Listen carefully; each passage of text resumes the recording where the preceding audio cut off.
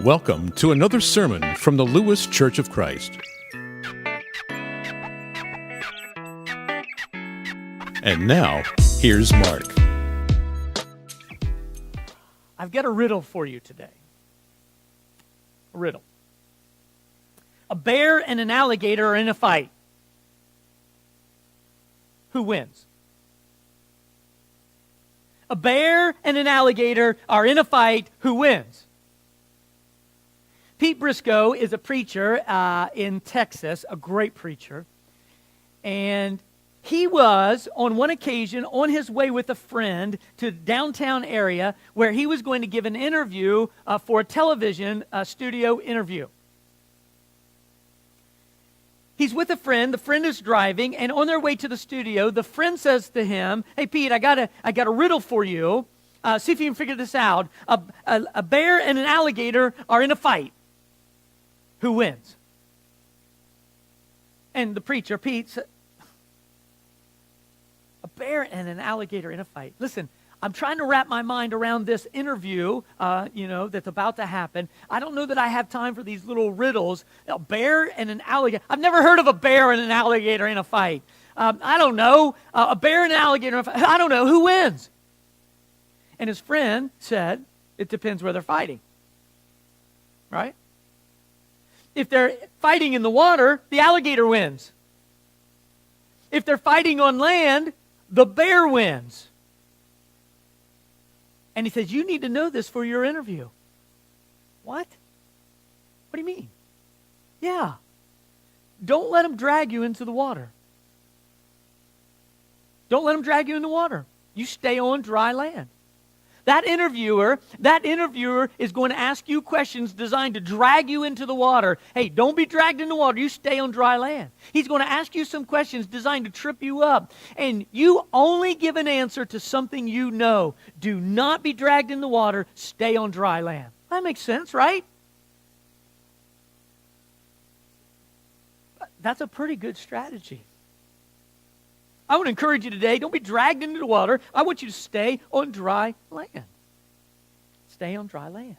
In fact, as we try to engage a culture that's spiraling out of control, right? Our series, Spiraling. As we engage that kind of a culture, spiraling out of control, I want to encourage you, this is a great strategy. Don't be dragged into the water. You stay on dry land. Here's what's really cool. Jesus was a genius at this.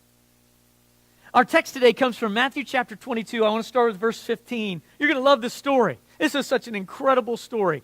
Matthew chapter 22, look at verse 15. Check this out.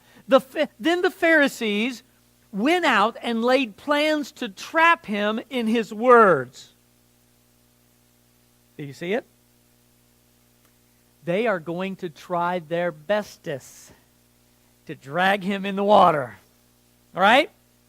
They are going to try. They're desperate. They want to drag him into the water. And here they go. Look at this. In fact, they're going to use the topic of the wealth tax. There was a tax on the wealthy. It seems like things never change, right? And there was a particular group that didn't like the wealth tax. Can you imagine which group didn't like the wealth tax? The wealthy, right? The Pharisees didn't like the wealth tax because they were wealthy. Check out this. They sent their disciples, the Pharisees, sent their disciples to him along with the Herodians. Well, wait a minute. This is an odd combination. The Herodians? The Herodians are supporters of Herod. They're government workers. They're the ones benefiting from the wealth tax. Wait a minute. It's the Pharisees who hate the wealth tax and the Herodians who love the wealth tax, and they're uniting together against a common enemy. And they so want to drag Jesus into the water. Do you see it? Look at this. "Teacher," they said, "we know that you are a man of integrity and that you teach the way of God in accordance with all truth. You aren't swayed by others because you pay no attention to who they are. We call this flattery. They're trying to flatter Jesus, and once they're done flattering, they're ready to pounce. Look at this next screen. Tell us then, what is your opinion? Now, I just want you to put a little mental note in your mind about that word opinion. Opinion. What do you think? What do you believe? What's your opinion? I just want you to put a little note that when you're asked by our culture, what's your opinion? I want something in your mind to be going like ding, ding, ding, ding, ding. Because they're trying to drag you into the water. What's your opinion? Jesus, you are such a great teacher. What's your opinion? Is it right to pay the imperial tax to Caesar or not? Notice the either or. Notice it's like yeah, yes or no. Is it right or is it wrong? Is it okay or not okay? Is this good or not? What's your opinion? They were trying desperately to drag him into the water. Because in the audience, there's two sides. If he goes and answers one way, half of the audience are against him immediately. He just lost half of them. And if he answers the other way, the other half is gone. Just dismissed. Boom. Done. This is what you call a no-win situation. Have you ever been there? A no-win situation, and they are trying desperately to drag him into the water. Look what happens. But Jesus, knowing their evil intent, said, "You hypocrites! Why are you trying to trap me? Why are you trying to drag me in the water? Show me the coin used for paying the tax." They brought him a denarius. He asked him, "Whose image is on it? Whose inscription?" "Caesar's." Then he said to them, "Well, give to Caesar's what is Caesar's, and give to God what belongs to God." He answered the question and didn't answer the question. He's genius. And guess what about this answer? Here's what's really cool about the answer. He kept his audience. And look at their response. Look at this. When they heard this, they were amazed. And so they went away. They were amazed. He's genius. He refused to be dragged into the water. He stayed on dry land. Incredible, incredible example. I want you to imagine that in a day's time, you're involved in 3 different conversations, okay? Go with me. In a day's time, 3 different conversations. The first one starts at DMV. And you're so excited. In fact, it's the last day of the month.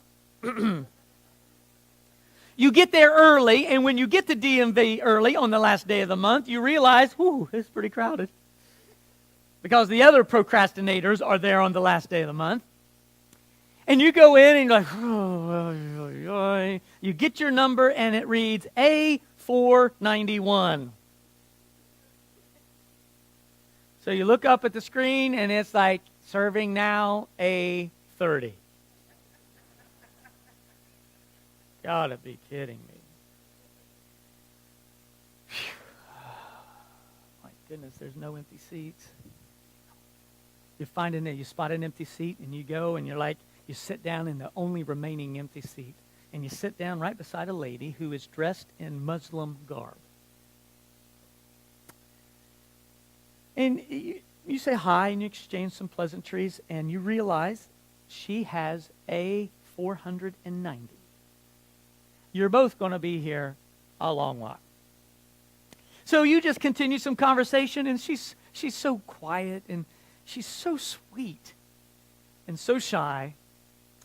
But about 10 minutes of trying and kind of involved in some small talk conversations, she starts to warm up and she starts to open up. And this lady, dressed in Muslim garb, starts unveiling how her frustration. And she unveils that she's from a peace-loving family, and she's afraid that the extremists, the radicals, are giving Muslims a bad name.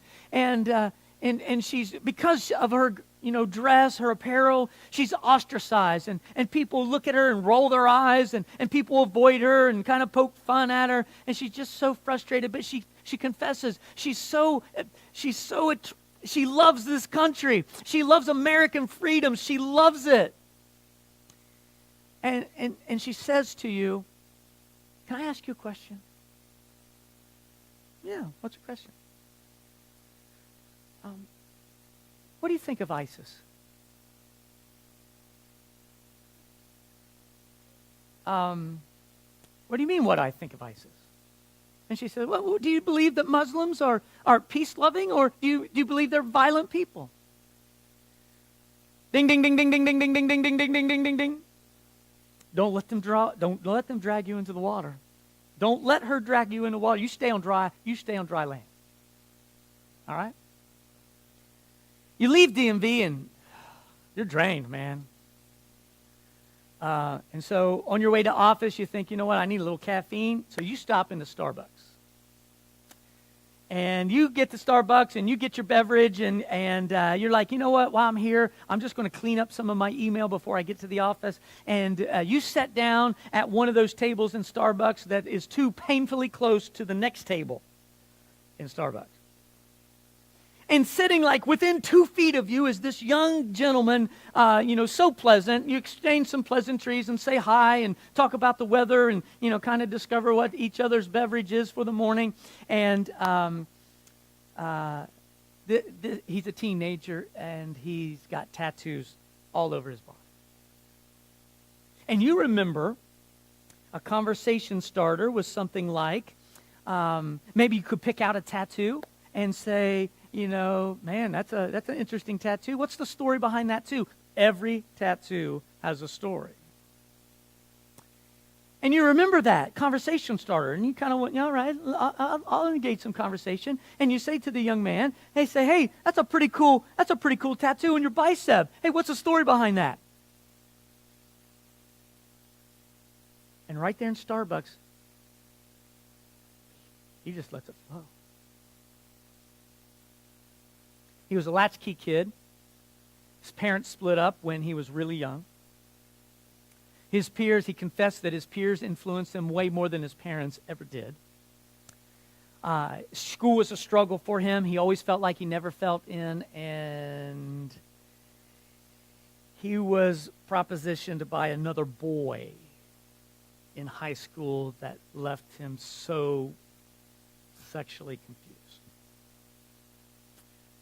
And he just blurts out, and I can't stand those Christians, and I don't want anything to do with God. And you're like, okay, that's interesting. Why do you say that? Well, because those Christians, they don't like gay people, and they're not going to like me, and so I don't like them. And you're like, whoa, I don't know about all that. I'm a Christian. Oh, really? Well, let me ask you a question. What do you think about gay marriage? Ding, ding, ding, ding, ding, ding, ding, ding, ding, ding. Don't you let them drag you in the water. Hey, just stay on dry land. All right?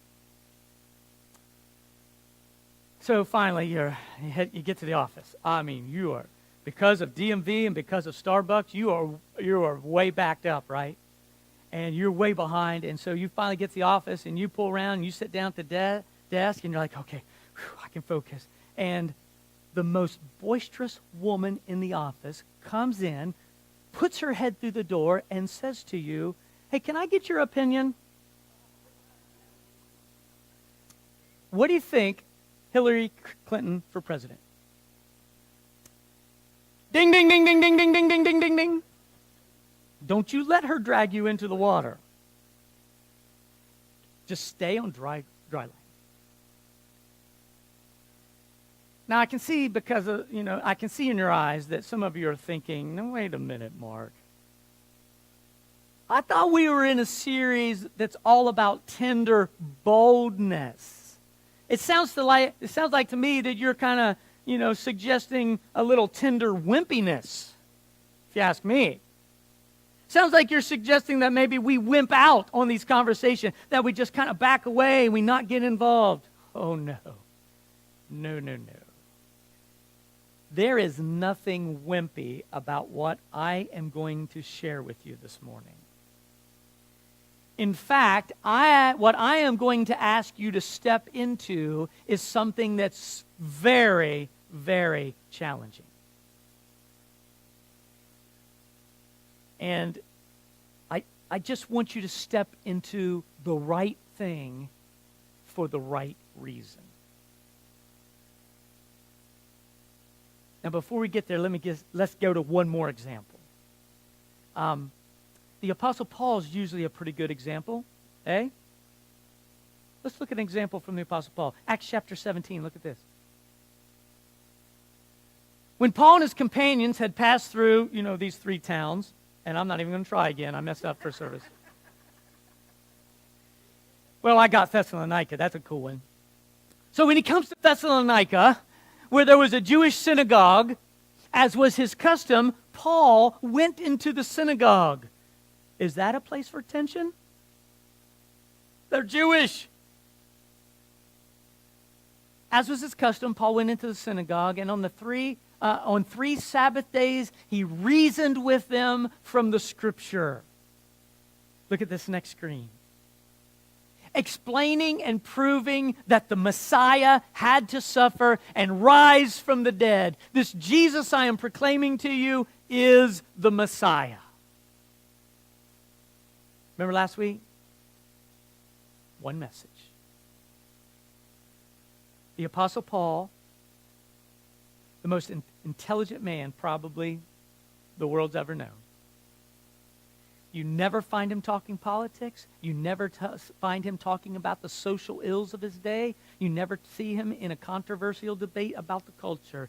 Every time you hear him preaching one message. The Christ, the cross, and the coming back from the grave.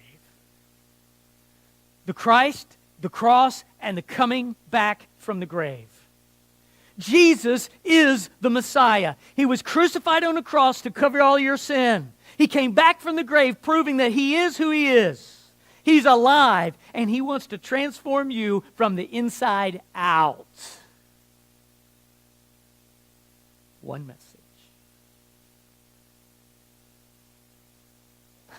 Paul refused to be dragged into the water. He stood on dry land. Jesus was a genius at it, and Paul's just following his example. And refusing to be dragged into the water with the gators, he stands on dry land. The dry land is the gospel of Jesus. It's Christ, it's the cross, it's coming back from the grave. That's our patch of dry land. Listen, that's the only thing that really matters. It's the only thing that matters. Now, I know last week I told you, hey, we're not lawyers. We're not lawyers, and our goal is not to be out there winning arguments. We're not lawyers, but we are followers of Jesus, and we are hoping to win people. We're not lawyers trying to win arguments. We're followers of Jesus trying to win people. And the dry land is Jesus, the Christ, the cross, and the coming back from the grave. And I tell you what, when you insert Jesus into the situation, he can take care of it. Can't he? I mean, Jesus is the one that opens hearts. Just insert Jesus. He's the answer to every social ill. Insert Jesus. It's the dry land. Now I can hear what you're thinking. Mark, no one's asking me about Jesus. They're only asking me about the controversial issues of the day. They're asking me about abortion. They're asking me about gay marriage. They're asking me about terrorism. They're asking me about presidential candidates. They're asking me about... No one's asking me about Jesus. How do we handle it? How do we handle their questions? I'm glad you asked. I have one line I want you to hear. I want you to memorize. I want you to get this down because there's one line that takes care of all the questions. Hope you're listening with both ears. There's one line. One line I want you to get today. Because there's one thing that matters. There's only one thing that really matters. Here's the line. You're being asked a question designed to drag you into the water. Now, not all questions are designed to drag you into the water. There's some good questions. And there are seekers, right? And they want to know the truth. And hey, talk to them about the truth. But when you know, ding, ding, ding, ding, ding, they're trying to drag you into the water, there's one line. Here it is. There's only one controversial subject that I will talk about with new friends. There's only one controversial issue that I am going to discuss with new friends. Or there's only one controversial subject that I am going to talk about with family members. Or there's only one controversial topic that I am going to talk about with coworkers. Go back to DMV.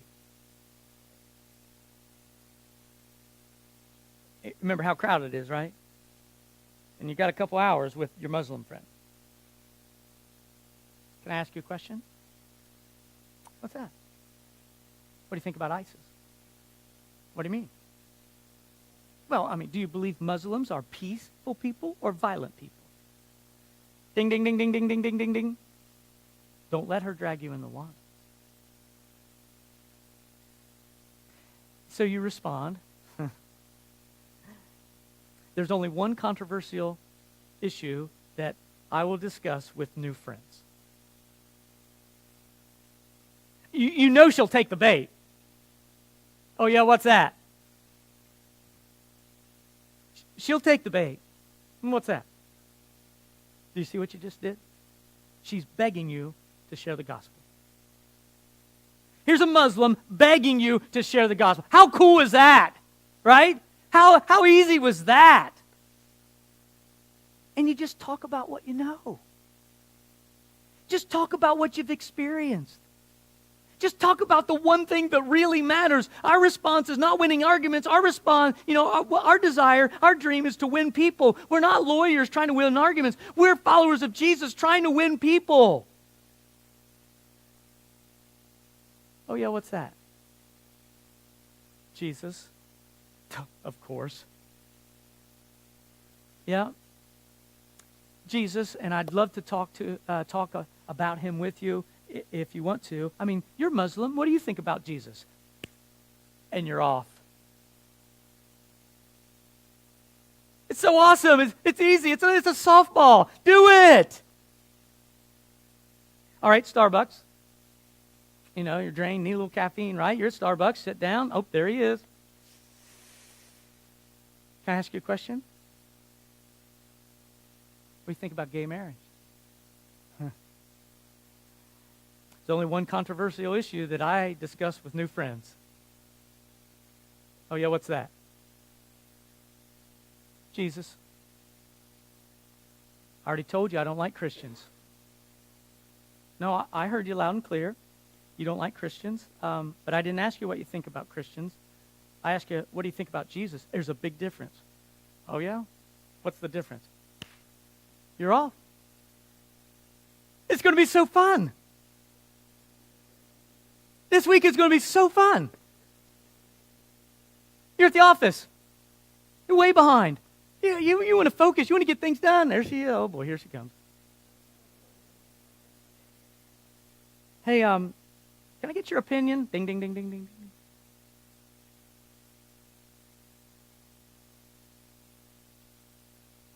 can I get your opinion? Hillary Clinton for president. That was a good one. There's only one controversial issue that I talk about with coworkers. What's that? Jesus. I don't want to talk about him. That's fine. But if you ever do, you know where my office is. And you're able to get some work done.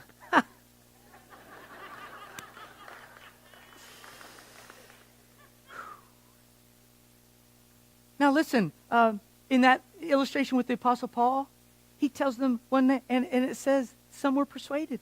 Even a prominent number of Greeks and a prominent number of influential women, they were won to Christ. Well, the responses are going to vary, okay? They're going to vary. Sometimes they're going to listen. Sometimes they're going to want what you have. Sometimes they're going to join you. Sometimes they're going to do life with you and jump in the boat with you. It's good. Yes. And sometimes they're going to hate you. And sometimes they're going to want to string you up on a pole. And some are going to want to crucify you.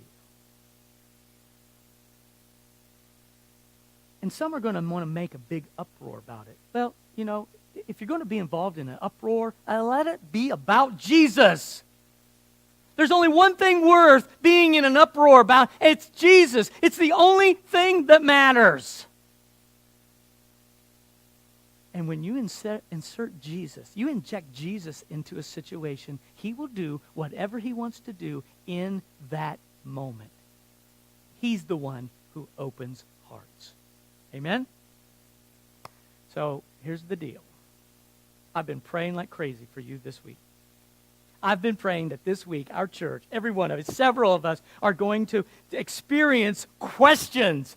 Crazy questions, controversial questions, and they're going to come at you trying to drag you in the water, but stay on dry land. And when they come at you with those crazy questions, I don't want you to fret, I don't want you to worry, I just want you to think to yourself, ding, ding, ding, ding, ding, ding, I'm not being dragged into the water. Then say it. There's only one controversial issue, though, that I will talk about with new friends. And when they start responding, I want you praying like crazy. Holy Spirit, give me the words. Take this. I want to point them to Jesus. Help! And see where it goes. You're going to have a blast this week. Lord Jesus, do it. Just do it. Through us. Just bring them on. Bring them. Bring the culture to us. Let them ask the questions. Let them be poised to trap us, to drag us in the water. But may we be firm on dry land. And empower us to insert Jesus. There's only one issue that we'll talk about with new friends. And then when we insert your perfect, holy Son. This has been a presentation of the Lewes Church of Christ.